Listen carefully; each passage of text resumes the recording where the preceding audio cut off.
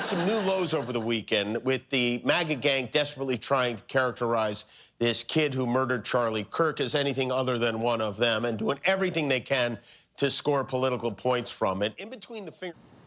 So those comments from late-night host Jimmy Kimmel are what led to ABC pulling his show off the air indefinitely after facing pressure from station managers and advertisers.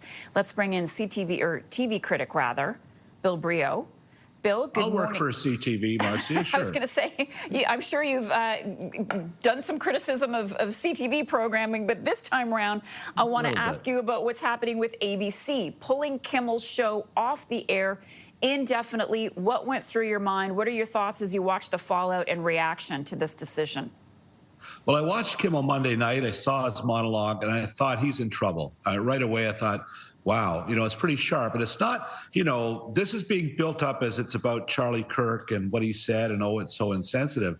What he said was that the MAGA gang are doing everything they can to score political points. And that's exactly what they're doing now with this. I mean, it's nothing to do with Charlie Kirk. It's that he called Trump a 4-year-old. And when I heard that, I thought, Trump is suing lawyers now. He's shutting down the PBS and NPR and universities, and he's suing the Wall Street Journal for billions. This is stuff that happens in Russia and, China. Marcia, it's like, I don't know if you remember the comedian Yakov Smirnoff. He was this Russian stand-up comedian. He had a joke. In Russia, there's only 2 channels, the official KGB channel and channel 2. There's a guy saying, turn back to channel 1. And this is where we're at. Trump's going to have the FCC fix prices on the prices right now, lower the price of eggs. It's madness.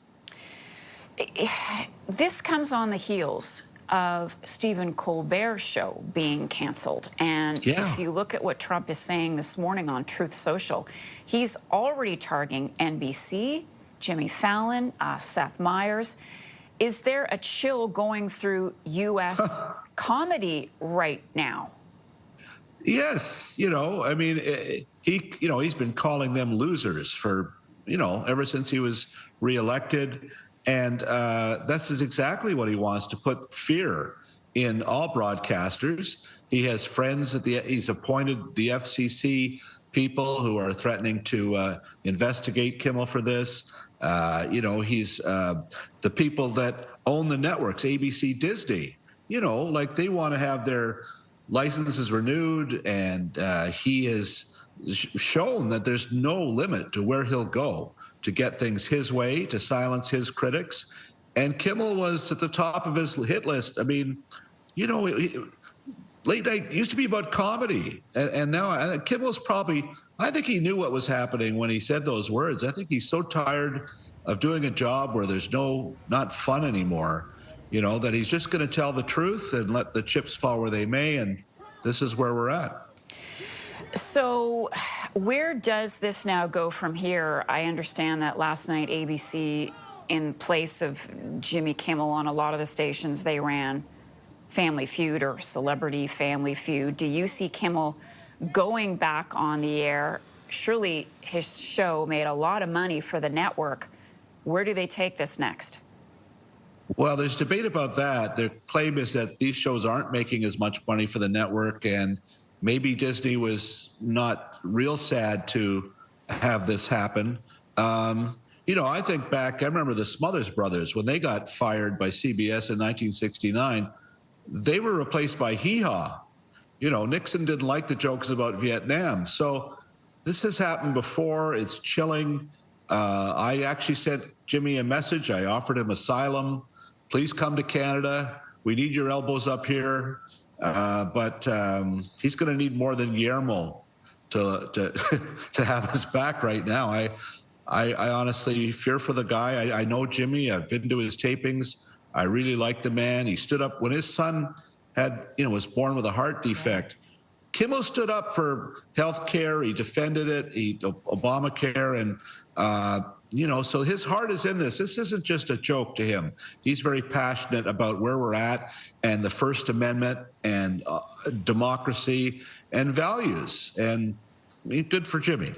Well, I know I'm taking a lot of extra time with you. I'm just going to ask one last question on that point. Where are we without those voices, without those comedic voices during these times, Bill? We're in trouble. There's no voices coming from Congress, from the Republican Party. Everybody else has been silenced. And it was down to the jesters.